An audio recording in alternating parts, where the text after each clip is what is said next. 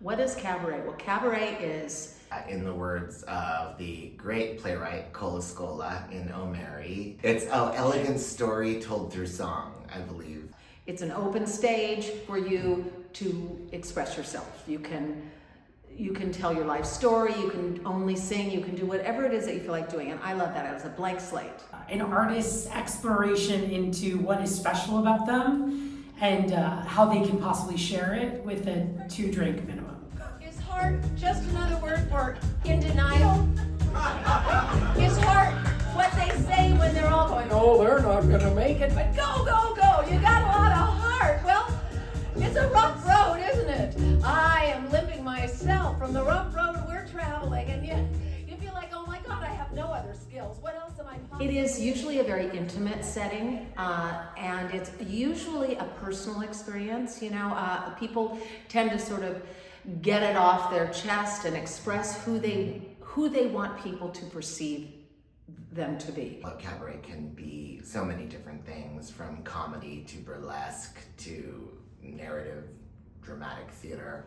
It's something like you're being welcomed into someone's living room, or you're getting an intimate backstage experience of getting to know a performer that you might not know or that you love very much.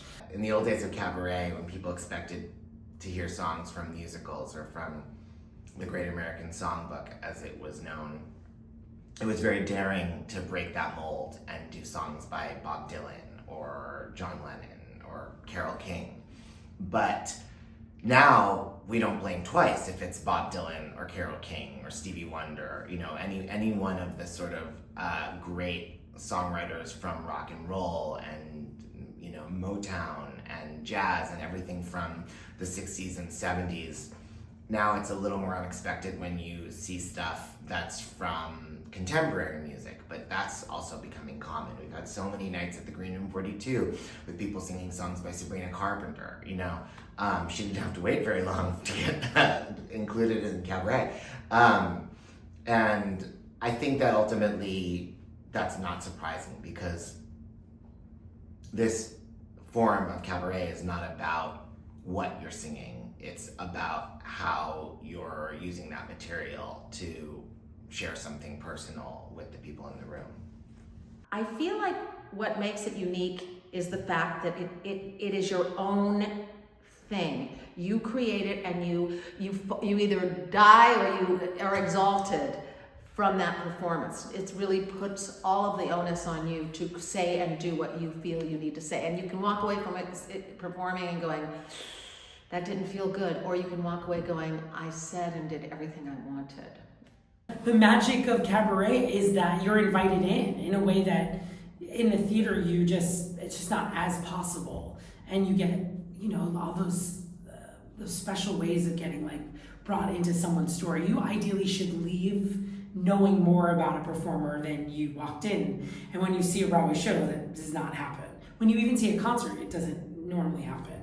You get to know what they're like in that venue, but a performer should crack themselves open a little bit in a cabaret venue. And some people are so expert at doing that, and some people are not.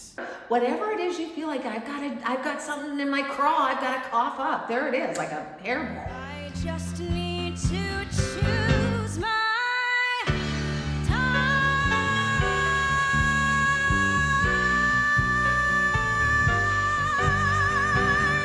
I have to run away. I have to stay.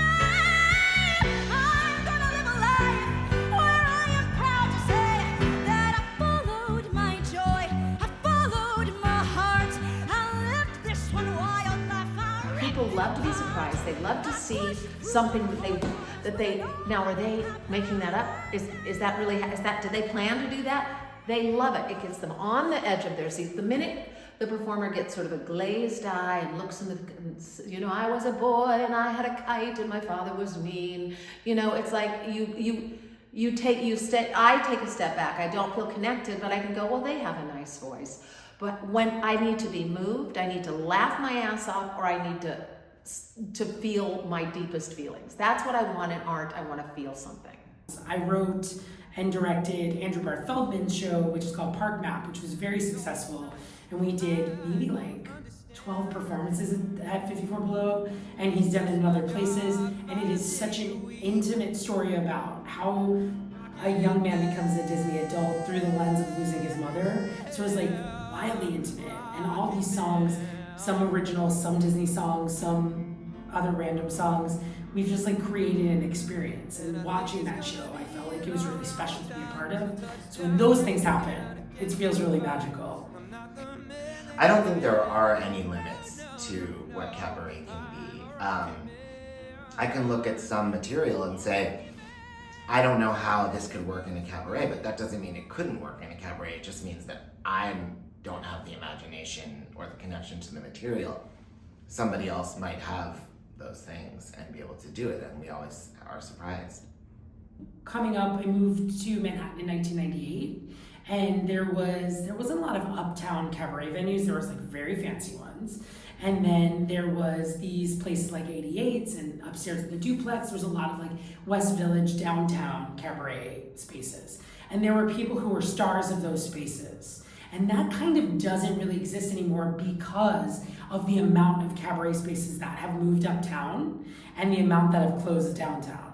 If you're a big Broadway star, you can parlay that into being a cabaret star. But it's, I think, much harder the other way around to be a cabaret star who's trying to just be that. There are some people who certainly do that still, and more power to them because it's so hard. But when you're a Broadway star, like Eva Noblezado is the greatest voice of a generation, she sells out a show in 2 minutes because her fans are young, they're excited, they want to hear her sing, they come in droves, and it's thrilling.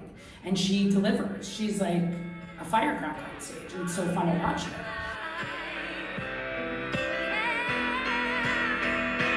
And if you don't love me now, you will never love me again. I can still hear you saying you will never break, you never break the chain. And if you don't love me, you will never love me again. I can still hear you saying you will never break, you never break, you don't love me now. You will never love me again. I can still hear you saying you will never break, you never break the chain. I think the pandemic, while it was devastating for cabaret in real time when we were forced to stay home, ultimately the pandemic was very good for cabaret. Like live streaming performances have now become a vital part of the industry. And how wonderful, because when I was growing up in Los Angeles where there wasn't a lot of cabaret, I would have given anything to have been able to live stream all the great shows that were happening in New York City in the 1990s. I think the great thing that came out of the pandemic was that most venues figured out how to live stream. And that changed the game for a lot of performers. There were people who might have been available to come see someone's cabaret act, but just didn't want to, but bought a live stream ticket and maybe watched it, maybe didn't. But then all these performers got all this great footage because of the little 3-camera live stream. And so I think that doesn't seem to have gone away. So that's really great. And that really helped. People are less interested in going out. People, I don't want to go anywhere. Getting people to come to a club to see a show is the worst part about cabaret by far. But that's part of cabaret. You're always pushing the boulder up the hill. The business of cabaret, just like all show business, is selling tickets. And that's always a challenge. I think that the experience of seeing a show live is so different from the experience of seeing a show on TV. You don't feel like it's ever gonna happen again. It feels like I'm having this night with you sitting in that seat while I'm on stage, while my musical director makes this mistake, while I forget the lyrics of this, while this guy walks out in the middle of a song and we make fun of it, whatever it is, it's so live. I don't know where cabaret is going next. I wish I could predict that. I feel strongly we should reclaim the word cabaret.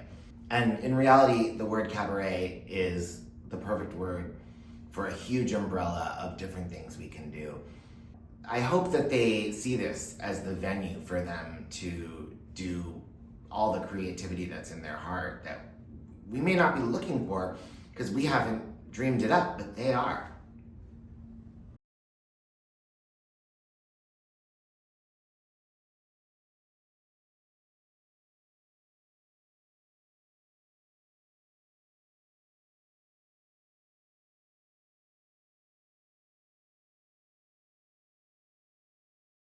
work. So that's the best thing about Cabaret is you can create your own work, you can find a room, you can, put out a flyer and do a fucking show.